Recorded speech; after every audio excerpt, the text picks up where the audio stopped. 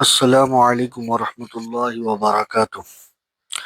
آج کی تفسیر دوسرے پارے کے ربوع سے تیسرے پارے کے نصف تک، یعنی سورہ بقرہ کے 177ویں آیت سے سورہ آل عمران کی 18 آیت تک کی تفسیر رہے گی جو آج تلاوت کی گئی ہے۔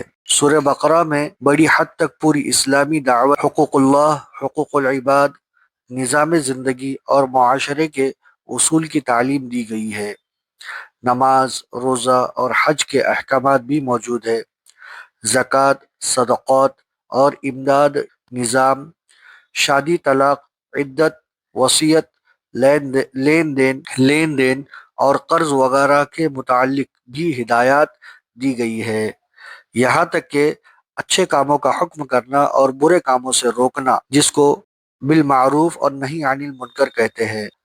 جائز اور ناجائز باتوں کی تعلیم کا بہت زیادہ حصہ اس سورے میں موجود ہے، جسے اسلامی ضابطۂ حیات بھی کہتے ہیں۔ آج کی تلاوت کردہ جتنی بھی آیات ہے، اکثر ایمان کی تفصیل اور اس کی شرط بتلائی گئی ہے۔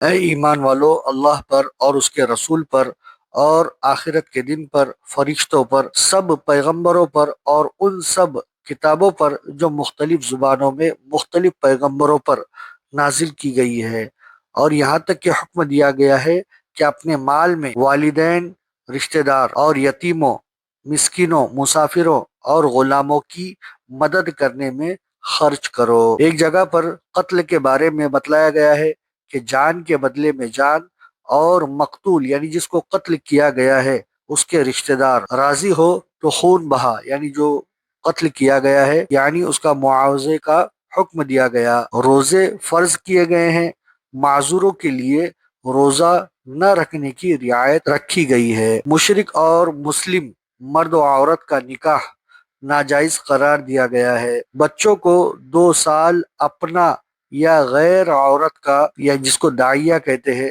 دودھ پلانے کی اجازت دی گئی ہے۔ سود یعنی انٹرسٹ کا لین دین قطعاً حرام قرار دیا گیا ہے۔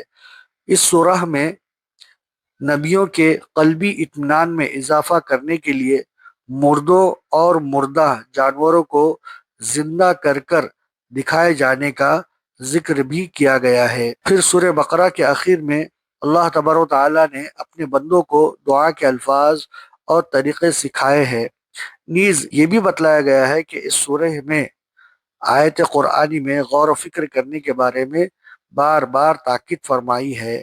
اس کے بعد سورہ آل عمران کی ابتدائی کچھ آیتیں ہیں جس میں یہ بتلایا گیا ہے کہ عبادت کے لائق صرف اللہ کی ذات و پاک ہے، اور یہ کہ قیامت ضرور بضرور قائم کی جائے گی، اور اس دن اعمال کی جزا، یعنی نیک اعمال کریں گے تو اس کو بدلہ ملے گا، اور سزا کے اعتبار سے یعنی جو بھی برے اعمال کرے گا اس کو سزا ضرور ملے گی۔ قرآن مجید اسی لیے نازل کیا گیا ہے کہ حق اور باطل میں امتیاز ہو جائے۔ نیز یہ بتایا گیا ہے کہ جنگ بدر میں اللہ تعالیٰ نے جس انداز میں مسلمانوں کو فتح عطا فرمائی، اس میں سمجھداروں کے لیے اللہ کی قدرت کی نشانیاں ہیں، اور غور و فکر کرنے والوں کے لیے بڑی عبرت ہے۔ اور یہ بھی ارشاد فرمایا گیا ہے کہ اہل ایمان مشکلات میں صبر کرتے ہیں اور خدا کی راہ میں خرچ کرتے ہیں، رات کے آخر حصے میں اٹھ کر اللہ سے اپنے گناہوں کی معافی مانگتے ہیں۔ ایک آیت میں صاف طور پر بتلایا ہے، یا ایھا الذین آمنوا کتب علیکم الصیام کما کتب علی الذین من قبلکم لعلکم تتقون۔ اے ایمان والو، تمہارے اوپر روزے فرض کیے گئے ہیں جیسا کہ تم سے پہلی امتوں پر، تم سے پہلے لوگوں پر فرض کیے گئے تھے، اس لیے کہ تم متقی بن جاؤ۔ ہم امید کرتے ہیں کہ جو کچھ بھی کہا گیا ہے، سنا گیا ہے، اللہ تبارک و تعالی ہم کو عمل کرنے کی توفیق عطا فرمائے، اور ساتھ ہی ساتھ اس معلومات کو دوسروں تک پہنچانے کی فکر کرے۔ السلام علیکم ورحمۃ اللہ وبرکاتہ۔